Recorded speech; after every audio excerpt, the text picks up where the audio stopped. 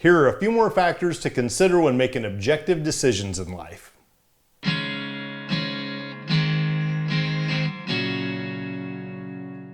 As we've gone through quite a few decision-making examples and factors to consider, here are a few more that may not always have as much impact on the individual decision at the time, but in the bigger picture of things.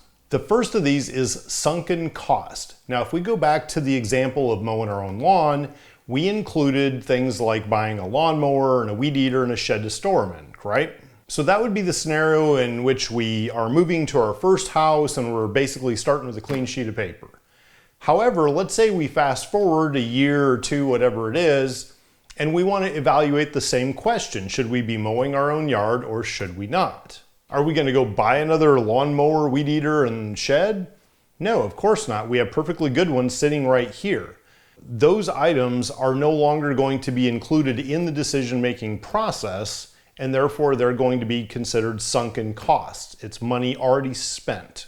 In fact, the only way those items should show up on this decision at that point would be if we intend to, say, sell them. Let's say we hire out the service to do our lawn. We don't need that equipment, so maybe we could make a little money back, recoup some cost by selling those items. Now, this seems simple enough, but I've seen plenty of situations in personal and in business where people do not understand that concept of sunken cost. Now, let's say that you plan to sell your house, and at an earlier point, you decided to start remodeling the kitchen. And you thought, okay, if I spend $50,000 remodeling the kitchen, that should give me $60,000 in additional revenue out of the house. But if I don't finish the project, then I'm not going to get any kind of a premium because then it's going to be a mess in here. Now, as time goes by, let's say the housing market has changed and you realize that that $50,000 investment in updating your kitchen is only going to net you $40,000 premium on the house. And let's say you've already spent $40,000 and you still have $10,000 left to spend to finish the project. Now, anybody with any sense would say it's not worth spending $50,000 to make $40,000, right? However, in this case, you've already spent $40,000, so your point forward says either you can spend $10,000 more to make $40,000 more in premium on the house, or you can spend zero, in which case you'll get zero.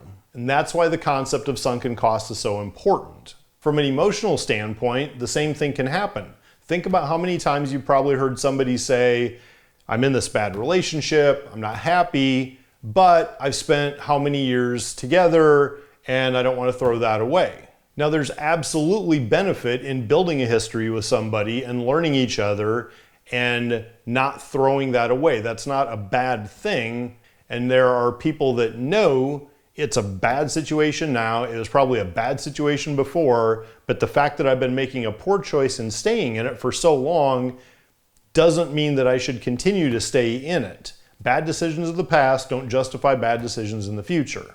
So the time spent on what this person probably knew was a bad situation in the first place is sunken cost. The main point of sunken cost is to look at the incremental cost and benefit moving forward. Whatever happened in the past, time spent, money spent, whatever, doesn't matter. You can't change it. It's done. You have to look at from today, moving forward, what is the cost and what is the benefit. The next topic is sustainability. So let's say it's one night, we're deciding what we want to eat for dinner, and we know that the objective choice is to heat up the leftovers in our fridge from the night before. It's going to be cheaper, it's going to save time, and it's probably going to be healthier for us.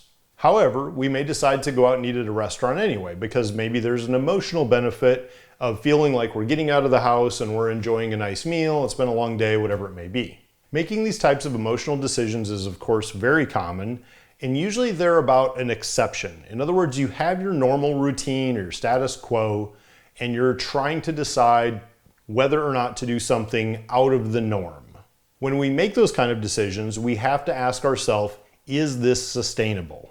To put it another way, what if this choice was no longer an exception, but now became the norm? So in this example, the question would be, what would happen if we went to eat out at a restaurant for every meal every day? What if this was our new routine?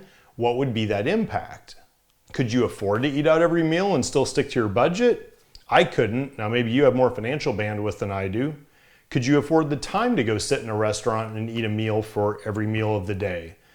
I definitely don't have that kind of time. Maybe you do. And there are some people who will actually claim that it's more efficient in terms of time for them to eat out versus buying groceries, cooking food, doing dishes, and all that. Would your health allow it? Again, in my case with the heart, I have to watch my diet very carefully. Perhaps you have a hummingbird metabolism and it wouldn't bother you. What if we look at a really extreme case? What if somebody is an addict? Now, a person with self-control might say, I'm just deciding if I want to have this one drink or not. But for someone that's an addict, that one drink may turn their life from on track to an absolute disaster. In short, sustainability is really asking the question, what if I take this one isolated decision for an abnormal event and that becomes my norm? Is that acceptable within my lifestyle? And that brings us to our next factor of balance. So using the previous example of deciding whether to eat at home or go eat at a restaurant, it's not an all or none decision. It's very unlikely that we're actually going to go eat every single meal of our life at a restaurant. But how much is too much? This is where we have to strive for balance. And balance is the level of moderation between the completely logical decisions and the completely illogical or emotional decisions.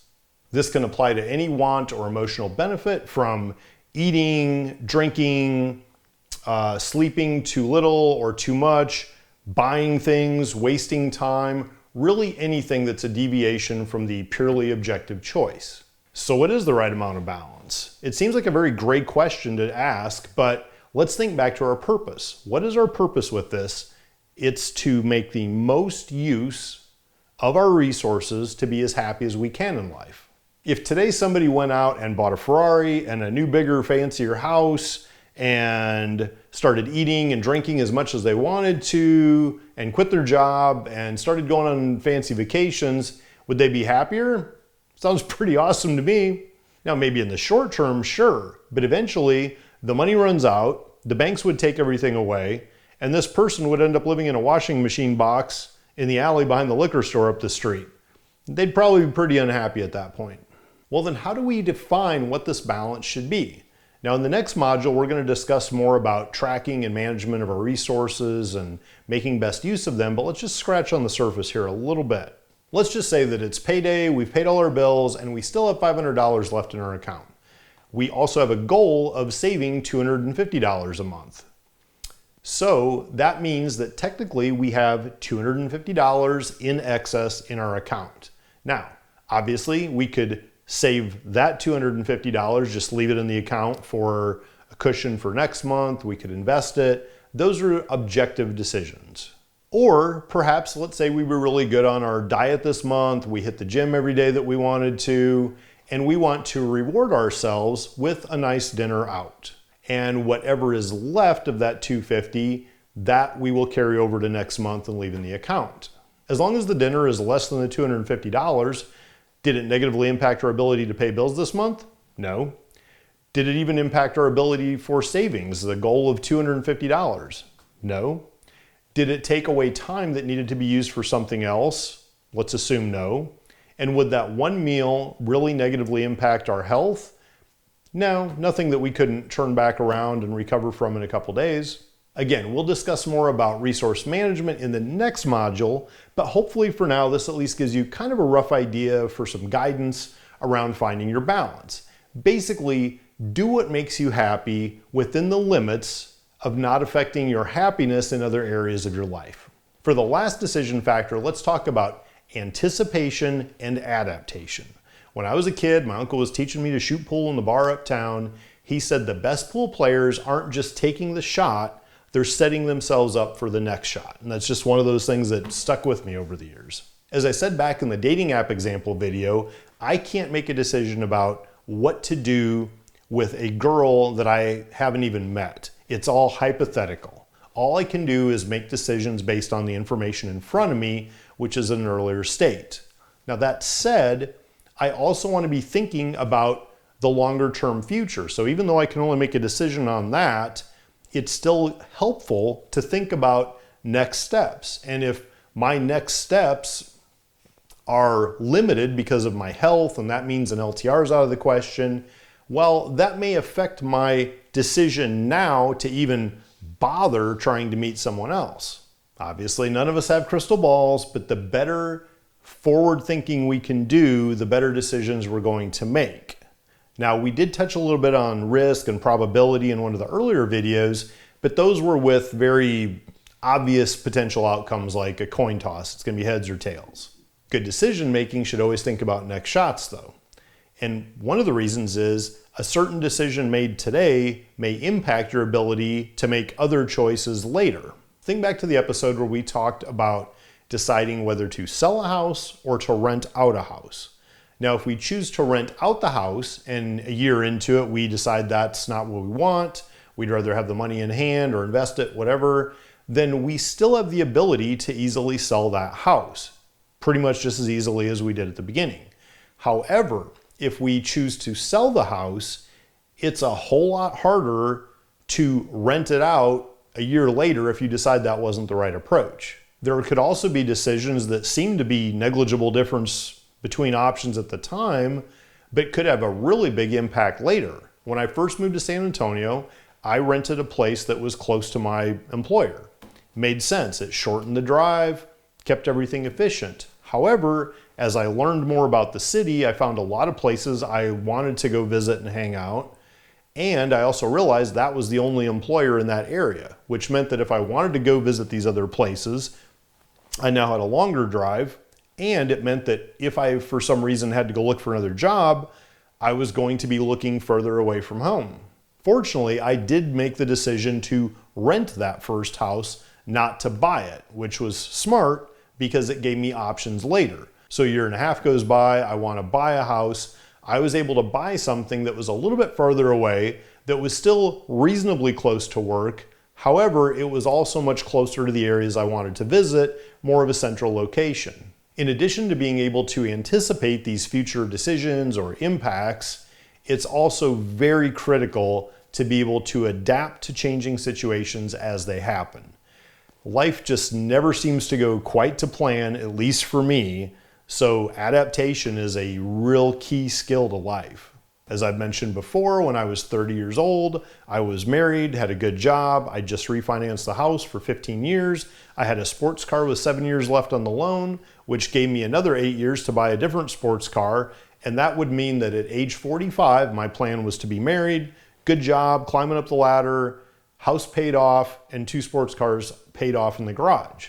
And as logical and organized as that plan seemed to be at the time, it all blew up. I hadn't anticipated that the marriage was going to be awful, that we were going to have to move to Florida to try to salvage it, sell cars and a house at a bit of a loss here, that the boss was ethically challenged, let's say, and going to terminate me, and that the wife was going to divorce me 2 days after the last paycheck came.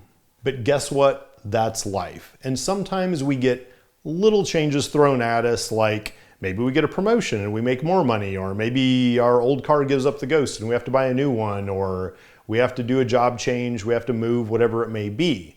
And those little changes, we can go update our decision process spreadsheet and we can put in the new numbers and make sure we're still on the right track. But there are times, like what I just mentioned in my personal example, where I couldn't just modify a number or two. I had to shake the Etch-a-Sketch of my whole life and start over. Sometimes life goes basically according to plan, and sometimes you just gotta burn it down and start over, and that's okay too.